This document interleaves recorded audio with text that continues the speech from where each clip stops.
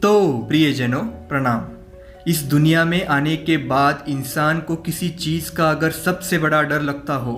तो वो है मौत। मृत्यु एक ऐसी चीज़ है जिसके बारे में ज़्यादातर लोग तो सोचना भी पसंद नहीं करते, लेकिन इतिहास में एक ऐसे राजा थे जो ना सिर्फ मृत्यु से प्रेम करते थे बल्कि ये भली भांति जानकर कि एक दिन जीवन में अगर हर किसी को मरना ही है तो क्यों ना उस आने वाली मृत्यु को हंसकर गले लगाने की तैयारी की जाए, कुछ इस तरह सोचा भी करते थे। और इसी सोच में उन्होंने ये तय कर लिया कि वे मरने से पहले ही अपनी कब्र बनवाएंगे। और सिर्फ सोचा नहीं बल्कि उन्होंने तो उनकी मृत्यु से पहले ही उनकी पसंदीदा जगह का चुनाव कर वहाँ कब्र बनवा भी डाली। और जो कब्र बनकर तैयार हुई वो कोई ऐसा वैसा छोटा सा चबूतरा नहीं बल्कि बड़ी ही खूबसूरती से बना, चारों तरफ पानी से घिरा हुआ एक बहुत बड़ा मकबरा था, जो तब की वास्तुकला का बेजोड़ नमूना था और भविष्य में आने वाली और नए से उभरने वाली वास्तुकला को प्रेरणा देने वाला था।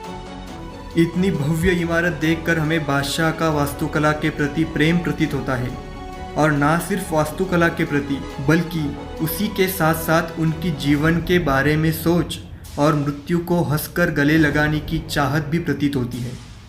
ये चाहत हर इंसान को प्रतीत कराने वाले और इस आलीशान कब्र को यानी मकबरे को बनाने वाले सूरी साम्राज्य के वो सम्राट थे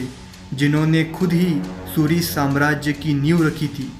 और भारत में सूरी वंश की शुरुआत की थी, जिनका नाम था शेर शाह सूरी। शेर शाह सूरी ना सिर्फ अपने मकबरे की वजह से बल्कि बादशाह रहते हुए उन्होंने भारत में और भारत की भूमि पर जो भी अद्भुत सुधारणाएं की उन सब की वजह से जाने जाते हैं।